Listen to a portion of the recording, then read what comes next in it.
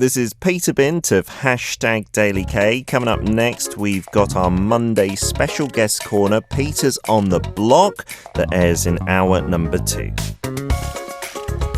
We want to get up close and personal, meeting people from all walks of life, sharing stories along the way. A very human journey on Peter's on the Block. Today we're joined by Kim Se-byul, a belongings organiser who founded a special cleaning company in 2007 and has been helping to clear the final traces of the deceased at the scenes of death. Let's hear their voice. Hi, my name is Kim Se-byul. Nice to meet you. Nice to meet you.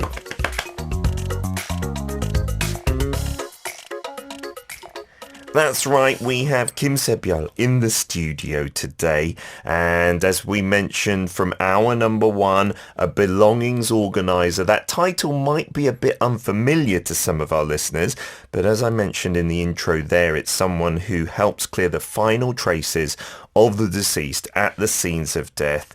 And Se-byul has actually come a long way from Cheongju today. 오늘 이렇게 이런 시간에 와주셔서 너무 감사하고요. 감사합니다. 네, 너무 일찍 약간 방해하지 않았을까 하고 또 좀 걱정되는 거, 오늘 일을 못 하시는 거 아니에요? 저희 때문에요. 아니요, 괜찮습니다. 진짜요? 마침 일이 없었고요.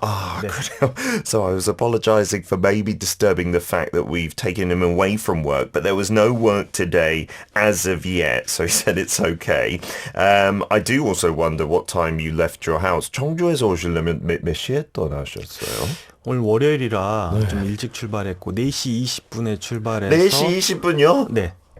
여기 6시 전에 도착한 것 같아요. 진짜? 네. 그럼 지금까지 뭐 하셨어요? 차에서 핸드폰도 좀 보고 있고. 진짜? 네. 아침부터 올라오시죠? 네, 그러면 사무실, 따뜻한 사무실 제공할 수 있었는데 4시 20분. Wow, so 4:20 is when Se-byul left his home and arriving around Seoul about 6 and just hanging out in the car until now. I feel even more sorry. But Monday traffic can be absolutely terrible.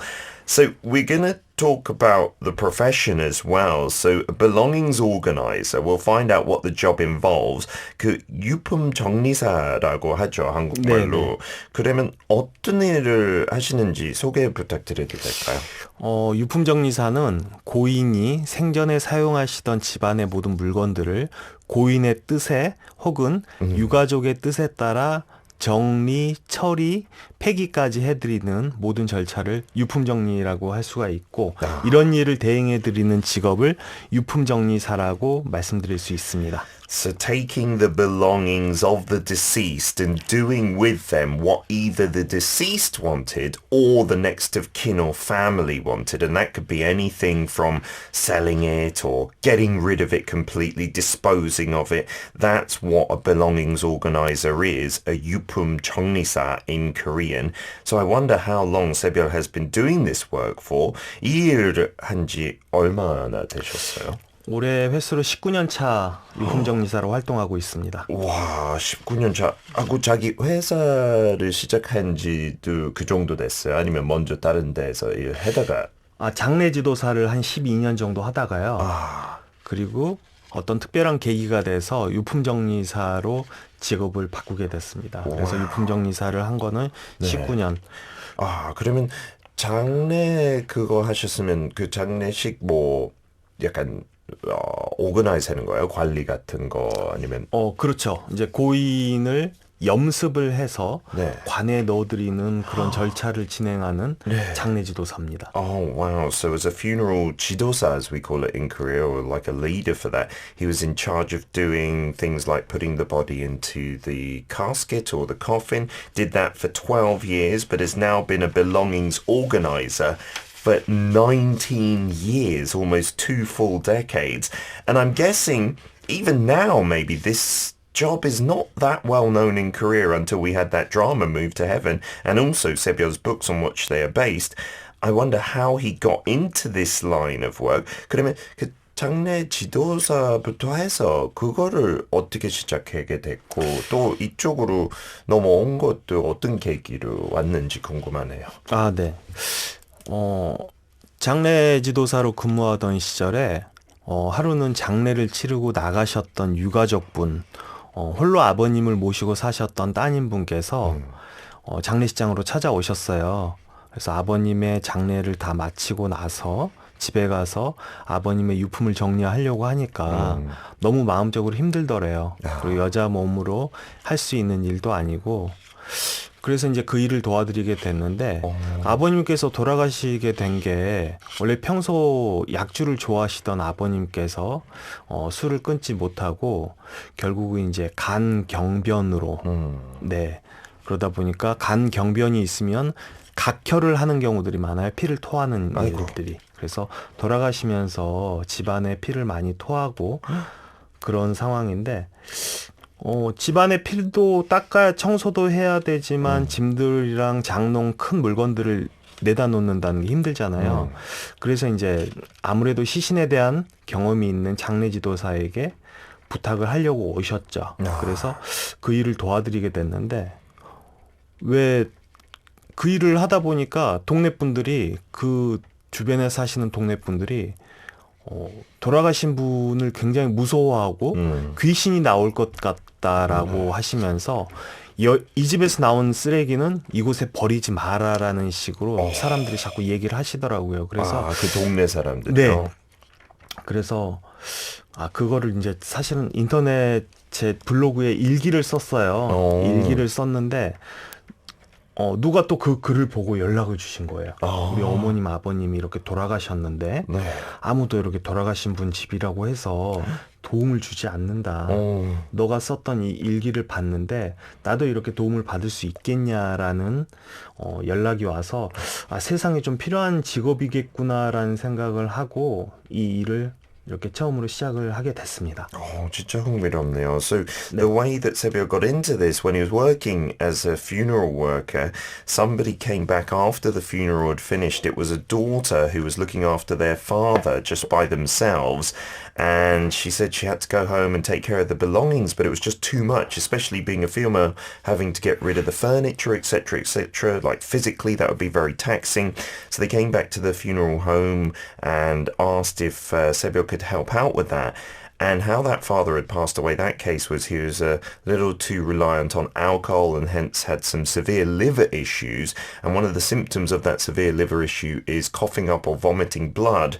So the scene of the house, let alone the belongings, was also really too much to handle.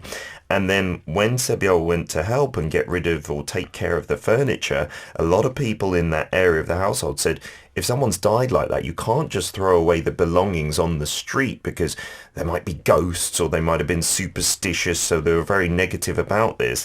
And all through this experience, Sebio wrote a blog on the internet, and then through that he was contacted by someone else whose parents had passed away and wanted help with it as well, saying it's very hard to find people to help out when someone's passed away. You know, we're talking about 20 years ago almost, and that must have been a much tougher time, and maybe Korean people were a bit more superstitious back then as well. And so in the process of being a belongings organizer, there is something called specialized cleaning, tuksu 청소, and that sounds really intense. So let's find out what that involves. 이 특수 청소라는 게 만만치 않을 것 같은데 그 과정이 어떻게 되나요? 일단 저희가 현장에 가면 묵념을 하고요. 묵념을 한 후에 오늘 누구누구님의 유품 정리를 시작하겠습니다라고 이제 인사를 드리고 시작을 하는데 일단 돌아가신 자리부터 깨끗하게 청소를 하죠. 네. 클리닝을 깨끗하게 하고 나면 이제 나머지 유품들은 이제 각자 한 사람은 큰 방 쪽, 한 사람은 또 작은 방, 또 한 사람은 거실 쪽으로 해서 집중적으로 저희가 이제 포장하면서 유가족에게 전달해야 될 유품들과 폐기해야 될 유품들을 구분해 가면서 일을 합니다.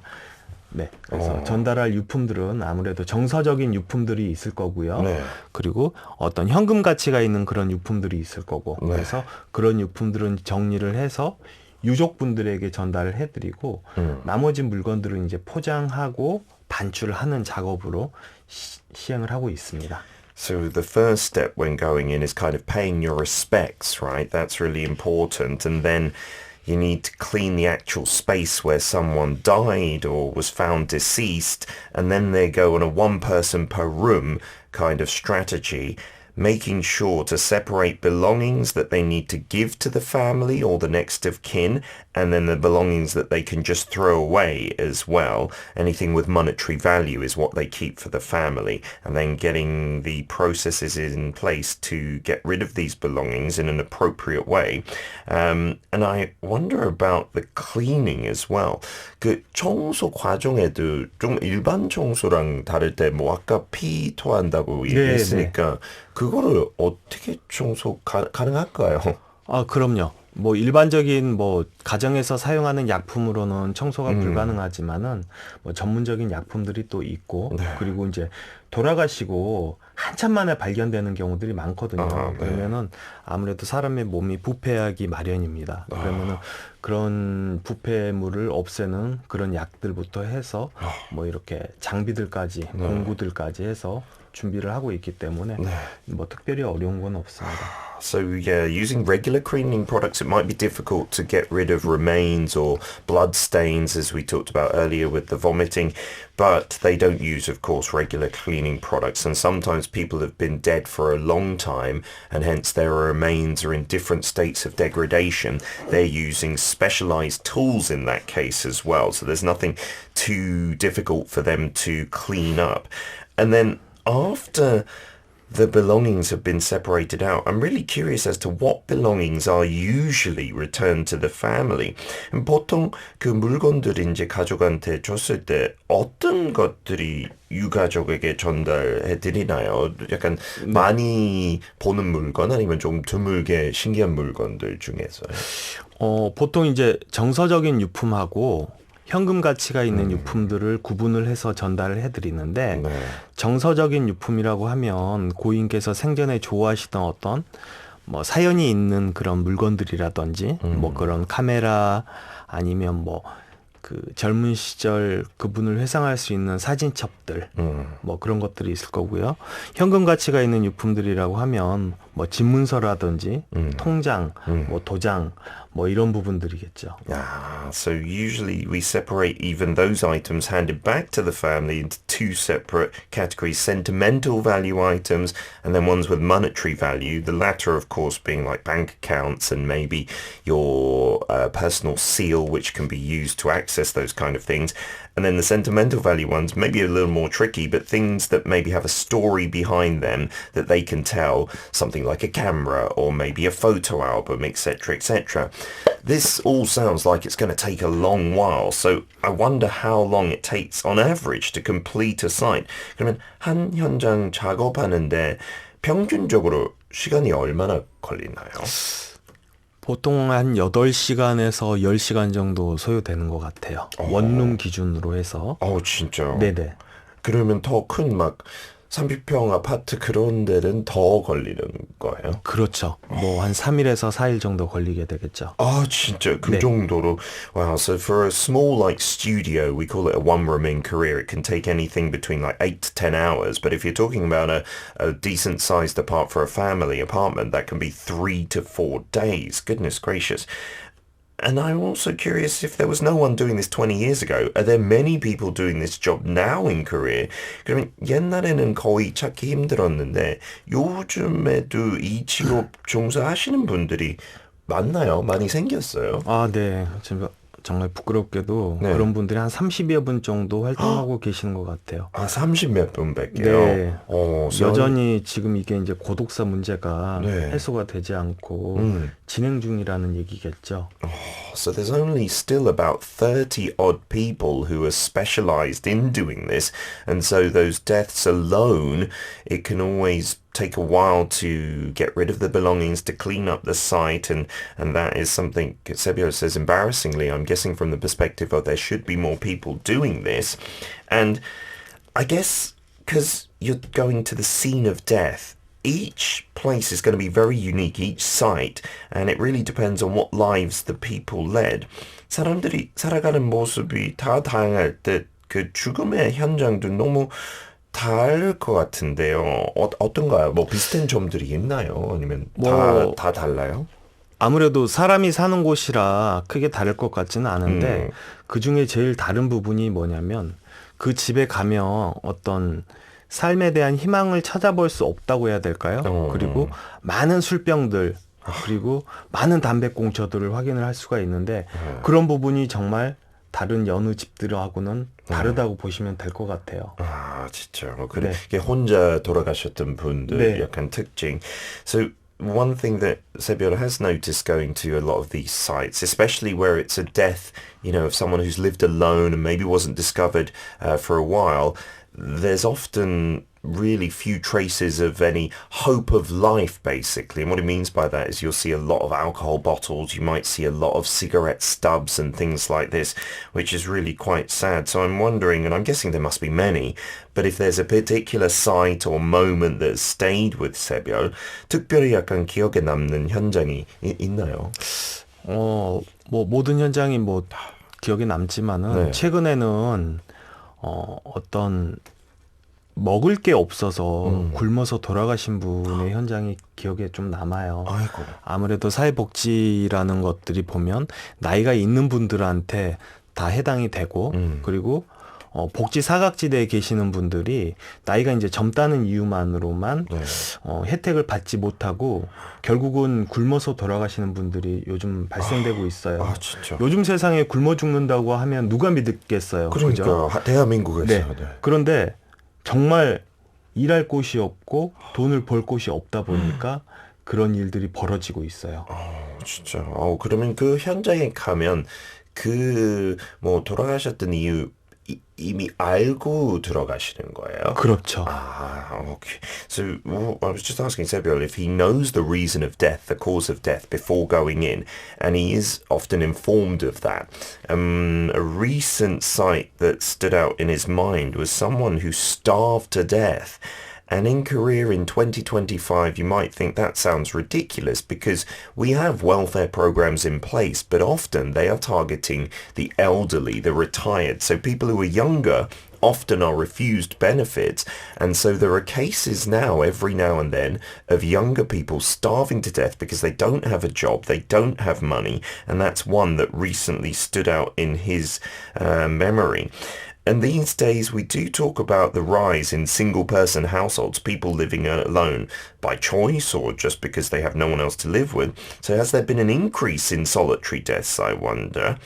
약간 혼자 사는 분들이 많아졌다는 얘기 저희도 많이 하고 젊은 층은 선택이고 다른 사람들은 어쩔 수 없는데 그래서 그런지 고독사가 많이 이렇게 늘고 있는 건가요? 요즘 1인 가구가 많기는 하죠. 네. 전 국민의 4분의 1이 1인 가구라고 얘기들은 하는데 혼자 산다고 해서 고독사가 많이 늘어나는 건 아니고 그만큼 어떤 행복 지수가 많이 떨어진 게 아닌가라는 생각이 또 들고 있어요. 네. 그리고 우리가 보면은 마치 이런 식으로 삶을 영위해야 될 것처럼 요즘 많이들 얘기들을 하고 있는데 그렇지 않음에도 불구하고 그런 삶을 쫓는 젊은 분들 그런 분들한테서 오는 극단적인 선택이라든지 아니면 어떤 사회 복지 서비스, 사회적 안전망이 붕괴가 되면서 죽음으로 내몰리는 사람들 이런 분들이 좀 많아지기 때문에 고독사가 더 늘어나고 있는 것 같아요. So in Sebio's opinion, it's not really about the increase in single-person households, maybe a quarter of the population now living alone, but it's more about maybe the decrease of happiness as a score, right? We often talk about Korea being low on life satisfaction and happiness scores, unfortunately. Maybe life being too much and some of the younger generation taking that extreme choice to end their lives. Also, as we mentioned just a minute ago, maybe not being able to get the appropriate welfare and all those things can kind of add up and lead to more lonely deaths, as we call them here in Korea, this kodoksa. When you're cleaning the place where someone's lived and passed away, sorting through all their belongings, what thoughts, I wonder, cross your mind most often? I can imagine it might be quite depressing. 이 현장에서 고인을 살았던 곳을 청소하면서 네. 유품을 정리하면서 어떤 생각 드는지 제가 하면 진짜 많이 우울할 것 같고 되게 제 삶에 너무 피해 올 것 같은데 네네. 되게 이기적인 생각으로서 어떤 생각들을 오히려 그런 생각보다는 나는 이런 삶을 살지 말아야 되겠다라는 생각들을 많이 하는 것 같아요. 네. 고독사 현장에서 보면은 제가 다니는 고독사 현장의 90% 이상은요. 집안에 술병이 많고 담배들을 많이 태우시고요. 네. 어떤 삶의 목적이 술을 마시기 위한 삶이 된 것 같아서 굉장히 안타까워요. 그래서 저는 고독사 현장 일을 하면서 제 인생이 완전히 바뀌었다고 생각하거든요. 아, 진짜. 그래서 저는 오히려 술을 끊어버리고요. 어. 담배도 태우지 않고 오히려 가족들과 많은 시간을 보내려고 노력을 하다 보니까 네. 사실은 더 인생이 더 행복해진 것 같아요. 그래서 뭐 그걸 보는 그대로 보는 게 아니고 오히려 반대로 역설적으로 저에게 네.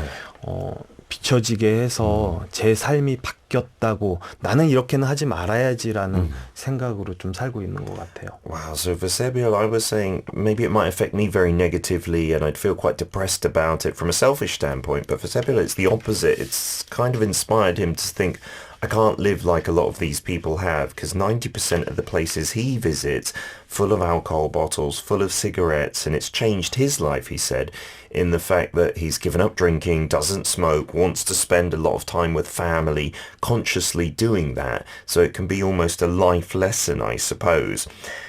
But there must be days that really hit Sebiel hard, I'm assuming. 그래도 약간 감정이 힘든 날들도 있을 것 같은데요. 물론 그런 날도 있죠. 네, 그럼 그거 어떻게 대처해요? 그래서 다른 분들이 하시는 얘기는 술을 마시는 거냐, 아니면 어떤 종교가 있는 거냐, 네. 그렇지 않으면 못 할 것 같은데 라고 얘기들을 하시는데 저는 오히려 저 힘든 일이 있을 때는 저희 안 사람에게 위로를 많이 받는 편이에요. 왜 우리 그런 거 있잖아요. 정신적으로 힘들고 마음이 아플 때 정신과 의사 선생님들 찾아가서 상담하고 이러는 것처럼 그쵸.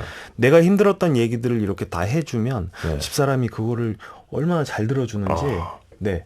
그래서 그런 얘기를 하면서 저는 저의 기분이나 감정 상태를 많이 양호하게 만드는 것 같다는 생각이에요. 그냥 듣는 만으로도 네. 그냥 위로가 되고. 네, 저는 얘기를 하지만 네. 상대방이 들어주는 게 너무 좋은 거예요, 그게. 네, 그렇죠. 그래서 많은 위로를 받고 있어요. Yeah, so, you know, many people might ask Sebiel, when you have a tough day or when it's really bad doing these belongings for deceased, do you turn to alcohol? Do you turn to religion? But for him, it's simply his wife and someone there to listen to him after he's had a dark day, which he admits, of course, happens from time to time. So just having that person who will lend an ear, that is really crucial, isn't it? 아리랑 Radio. Belongings organizer is what we're talking about today. Someone who helps sort through the belongings left by the deceased and eases the emotional, physical burden on bereaved families. It's an unbelievable thing to do. I think a bit of selflessness is definitely needed. Leon from Singapore is getting in touch, and Leon said that you've read the Chinese version of this book, I believe. 한정 주자 싱가포르 출신인데요. 그 중국 버전도 이 책 있다고. 네, 맞습니다. 그래서 그거 저번 주 금요일 날에 읽었는데 한꺼번에 다 읽었다고. 그래서 네. 너무 감사하고 이쪽을 통해서 이 책을 통해서 약간 사회적 이슈들도 많이 깨닫게 되고 많은 이야기가 조금 마음이 아팠고 근데 어떤 이야기는 또 영감도 주고 그랬다고 감동도 받고 Leon, I've relayed your message of how you were touched and heartbroken and the societal issues were touched. So this is the Korean version of that book, Things Left Behind, 남겨진 것들의 기록. We'll talk a little bit about that later, but I'll try and get to some of your questions as well, Leon. Leon did ask us, what's a typical day as a trauma cleaner? And I wonder, in terms of the schedule as well, 그냥 약간 오늘은 뭐 당연히 여기 왔으니까 일은 안 하고 있는데 그럼 월부터 금 이런 스케줄 같은 거 있는지 하고 매일 일을 하는지 어떻게 돼요? 보통 한 달에 제가 8건에서 12건 정도 일을 하고 있고요. 근데 일은 이게 그 전날이나 네. 보통 한 이틀 전에 연락이 오는 거지. 네. 뭐 미리 일주일 전이나 뭐 2주일 전에 이렇게 연락이 와서 예약이 되는 건 아닙니다. 그쵸. 갑작스러운 일들이기 때문에. 네. 그래서 스케줄 비어 있을 때 이렇게 할 수 있고 만약에 다른 일이랑 겹치면 뭐 어쩔 수 없이 못 되는 그렇죠. 거고요. 그러면 다른 업체를 뭐 그렇죠. 넘어가는 거예요. 네. So it's like maybe every month, 8 to 10, maybe maximum 12 cases per month. And it's not like you get booked a week in advance. It's either the day before, maximum 2 days before. And if you're busy, that just has to go to another professional belongings cleaner or taking care of those things. And there's another interesting question from Leon. 질문 진짜 많이 보냈는데 다는 못하고. 근데 이것도 좀 흥미로운 거. Are there any industry standards or regulations? 이 분야 자체가 많이 오래된 것도 아니고 뭐 많은 업체들도 있는 거 아니니까 그런 기준 아니면 규칙 같은 거 있나요? 법적으로 아니면 어떻게 돼 있는 거죠? 지금 대한민국에서는 아직까지도 유품정리사에 대한 특별한 기준이 없고 관련 법안이 없습니다. 아, 진짜. 네. 어떻게 생각해요? 그 부분에 있어서.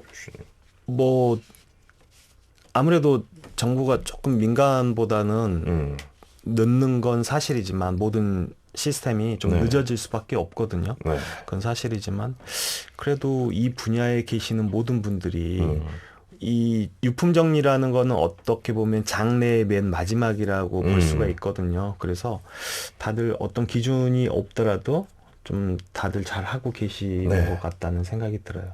So there aren't any actual standards or regulations at the moment in Korea. And, you know, the government side of things, we all know that governments can be pretty slow to move.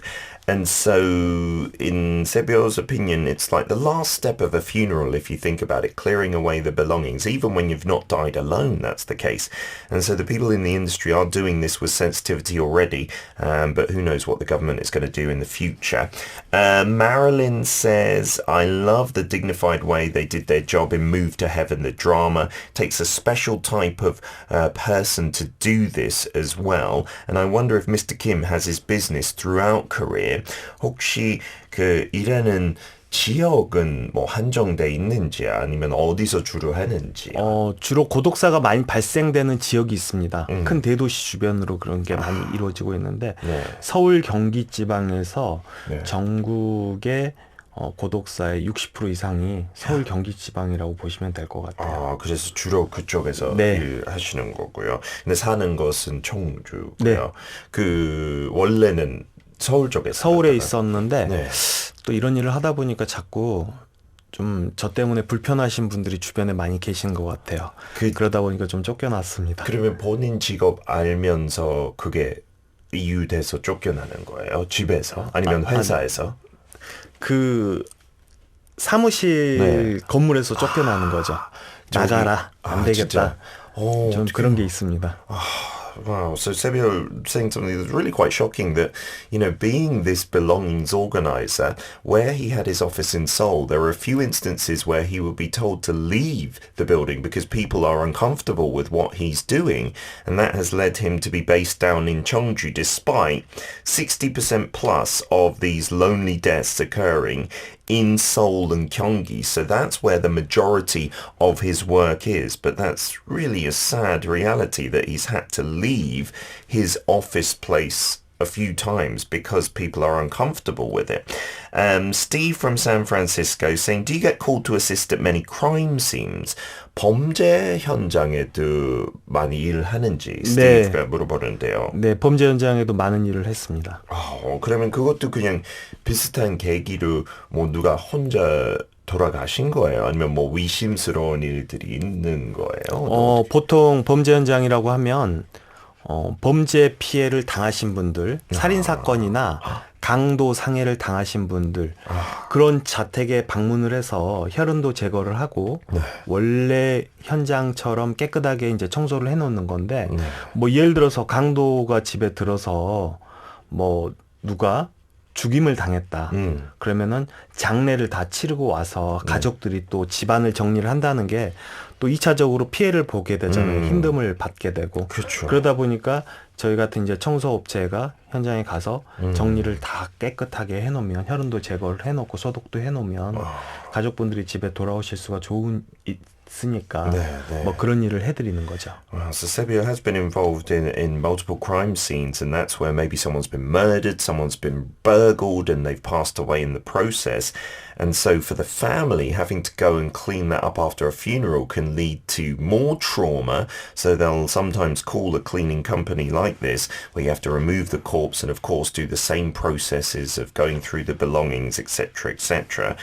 Matahari, who is from Trinidad and Tobago, says, is it required by law to inform new owners or renters that someone died in an apartment or house?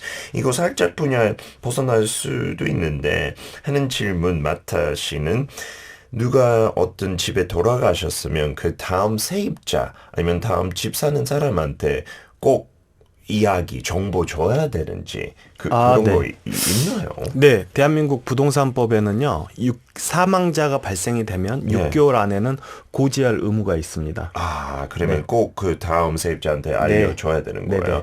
6개월 지나면 이제 뭐 그거는 없고요. 얘기 굳이 안 해도 되고요. 진짜. So an interesting law, 6 months is the time period where by real estate law you have to tell the next person coming in that someone has passed away. After that, it's not the case. CT says, I'm interested to know if Mr. Kim uses any special ritual before entering the house to start his work.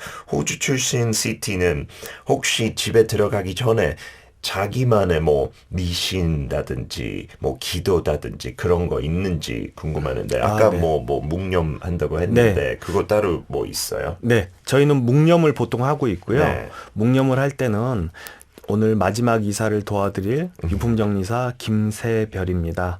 오늘 저희가 최선을 다해서 마지막 이사 도와드릴 테니까 한번 잘 지켜봐 주시고 많이 도와주십시오 하고 이제 묵념을 드려요. 왜 그러냐면 돌아가신 분들이 또 특정 어떤 종교를 가지고 있는지 모르기 때문에 그렇죠. 뭐 예를 들어서 기독교나 천주교이신데 저희가 제를 드렸다가는 네. 큰 신뢰가 될 수 있잖아요. 그렇죠. 그러다 보니까 저희는 묵념으로 그런 걸 통일하고 있습니다.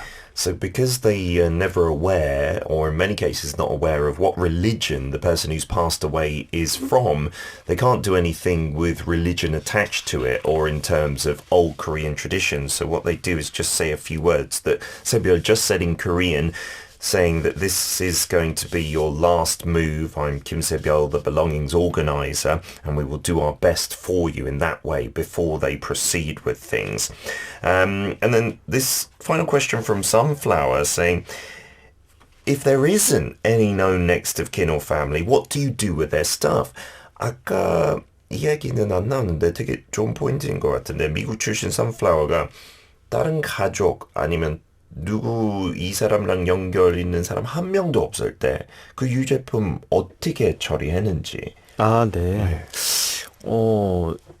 그런 경우에는 보통 집주인분들이 일을 의뢰하시는 경우들이 많고요. 그리고 특정 어떤 현금 가치가 있는 귀중품들은 따로 보관을 하고요. 네. 그리고 나머지들은 사진을 꼼꼼하게 찍어놓고 보관을 하고 있다가 혹시 모를 나중에 유족이 나타날 경우를 대비해서 그런 식으로 처리를 하고 있습니다. 그리고 나머지 짐들은 대체적으로 폐기를 하고 있고 그리고 현장에 워낙 악취가 심하다 보니까 대부분의 물건에서는 냄새가 배어 있어서 쉽게 오랫동안 가지고 있을 물건들이 안 됩니다. 그래. 하고 뭐 어떤 기간 이후에는 이거 계속 무제한으로 2년 동안 보관하고 있고 그 이후로는 폐기를 하고 있습니다. So usually in those cases where there's no next of kin or there's no family, then the homeowner is the one to instruct the cleaners to come in, and then what they do is get rid of anything that has no monetary value or little monetary value. They take photos of everything very carefully. They will store any valuable items for up to 2 years, and then it has to be gotten rid of.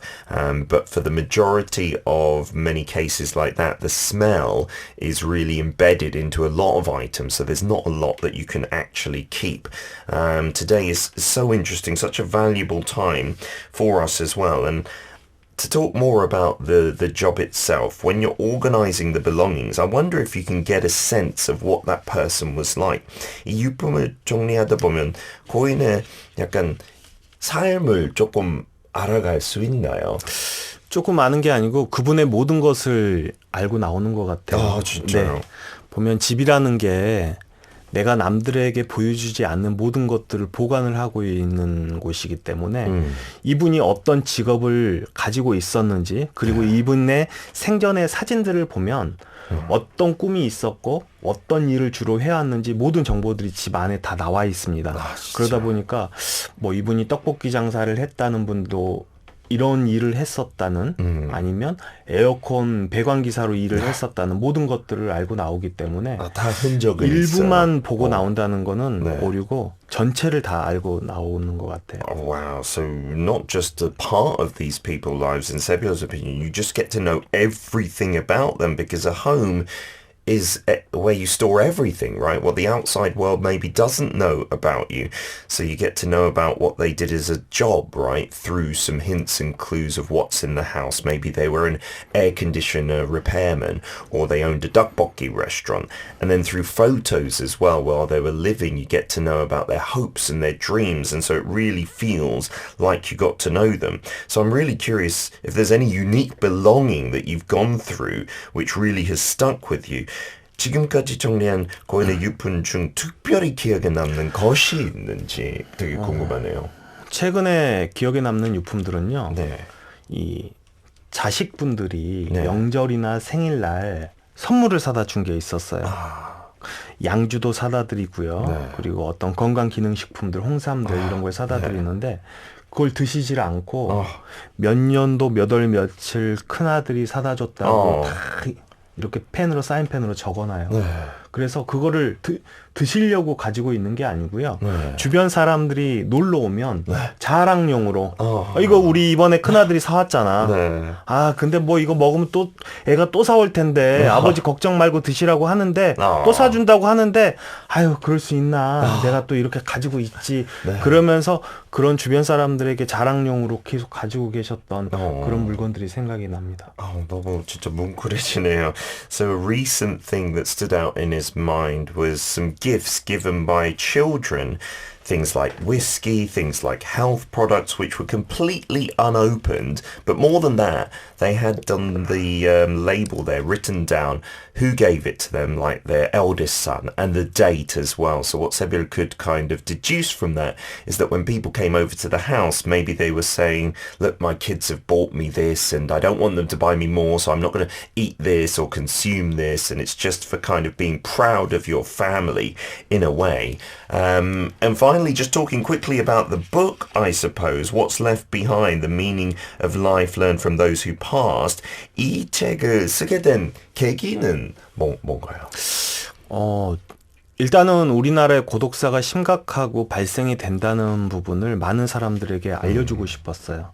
그래서 고독세 예방이라든지 그리고 죽음의 현장을 통해서 어떤 삶을 살아가야 될지를 독자분들에게 제시해주고 싶은 생각에 저와 집사람이 같이 공동 집필을 해서 이 책을 쓰게 됐습니다. Wow, so to shine a light on just how common these deaths in isolation are in Korea and to shine a light on the whole process and the whole background. So this is a book that he's actually written with his wife together. They are listed as joint writers as well. It's been so interesting doing this together with Sebyeon. But I do want to end on a quiz note if that's okay. Maybe I do want to do that, yeah, to end on maybe a happy note if he gets the question right, or maybe on a bad note if not. 너무 흥미로운 많은 얘기했는데 그 마지막으로 약간 퀴즈 타임으로 마무리했으면 좋겠는데 세별 씨도 괜찮을까요? 네, 괜찮습니다. Okay, so we were talking about this in the opening before the show started. He was wondering and worrying if the quiz question would be too hard, but there are some great prizes and some not so great prizes. It's a yes/no quiz, actually multiple choice today. 오늘은 약간 보기가 있어요. 그래서 난이도가 그렇게 높진 않은데 또 낮지도 않아요. I'll give the question in English one time and in Korean once as well. So this ritual was practiced mainly in funerals of the powerful and high-ranking figures in ancient Korea. 이 의식은 고대 한국에서 주로 권력자나 고위 인사의 장례에서 이루어졌습니다. People back back then believed that life continued after death, so attendants were expected to serve the deceased even in the afterlife. 죽음 이후에도 현세의 삶이 계속 이루어진다고 믿었던 고대 사람들은 특히 시종들이 고인의 사후에도 그를 봉양해야 한다는 생각이 있었어요. 이에 따라 고위 인사의 장례에서 시종이나 하인들이 함께 죽어 고인 함께 묻히는 의식이 등장했는데 이 의식을 무엇이라고 할까요? So as a result, this ritual emerged where servants or aides were buried alongside the deceased. So what was the name of this ritual? 혹시 보기 없이도 아시나요? 세별 씨? 아니면 보기 필요하시나요? 네, 보기 필요합니다. Okay, so there is 파린, number 1. Number 2, 순장. Number 3, 제사. Or number 4, 차례. 네, 2번 순장하겠습니다. 순장, 확실합니까? 네. Okay, I've got the xylophone here. I need to take off the prizes. And the answer is number 2, 순장. Is it right or wrong? Yes, congratulations, Sebyoshi. Sunjang meaning human burial. Parin is the departure, a part of the funeral. Chesa is a ritual ceremony, and 차례 is ancestral memorial rites. 그런 거 있는지 한국 사람들 좀 아시나요? 옛날에 이렇게 같이 약간 붙여줬나? Oh, that sounds really extreme. But because you got it right, Sebyo, you can choose one of the prizes. 여기 안에 하나 네. 하나 뽑을까요? 뽑아서 열어서 무슨 선물인지 읽어주시겠어요? 좋은 것도 있고 진짜 뭐 15만 원어치 하고 또 좀 별로인 것도 있어요. 네.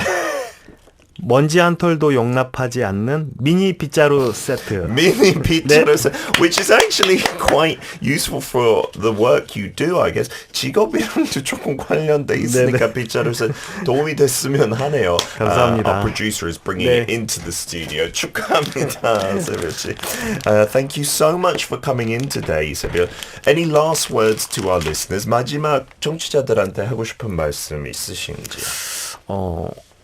제가 다니는 고독사 현장에서는요, 본인의 아버지임에도 불구하고 생물학적으로만 아버지였다면서 마지막 정리나 장례를 거부하시는 가족분들이 계십니다. 그리고 고독사로 돌아가신 분들이요, 죽음 직전까지 그렇게 찾아 헤맸던 것은 가족이었습니다. 지난날 가족에게 너무 소홀히 하고 본인만 생각하며 살았다는 그런 죄책감 때문에 계속 가족들을 찾고 있습니다. 제가 이 얘기를 해드리는 이유는요, 이 세상을 사는 그 어떤 것보다도 가족의 소중함이 가장 크다는, 그리고 가족이 주는 행복이 가장 크다는 말씀을 드리고 싶습니다. 내가 지금까지 술자리에서 친구들과 하하호호 이렇게 즐겁게 지냈다면 사실 지금까지 나를 언제까지 기다려줄 것 같은 우리 가족을 좀 생각하면서 돌보는 것이야말로 최고의 행복이 아닌가. 그리고 그런 가족들과 함께 하는 것이야말로 진정한 죽는 준비를 하는 게 아닌가라는 생각을 하게 됩니다. 그래서 여러분께도 이 얘기를 좀 해드리고 싶었습니다. Oh, thank you so much, Sebyo. So talking about, doing this work, you realize that family comes above everything. The happiness you can get from it as well is the best. Things like seeing a biological daughter or son say, I don't want anything to do with the funeral. They're just my biological parent, nothing else. That guilt that a lot of the people have gone through just before they died of maybe doing things to shun their family. That's what stuck with Sebyo the most. So please make sure that while you're living, you make things right with your family and you try and bring that happiness and love together. 오늘 나와주셔서 너무 감사하고 이런 얘기 또 다른 분한테 못 들어서 너무 소중한 시간이었어요. 감사합니다. 너무 감사합니다. Thank you so much. We're going to leave things here today. It's been your Daily Dose of Korea. #DailyK out. That was Peter's on the Block with our special guest that airs on #DailyK's Monday edition, hour number 2.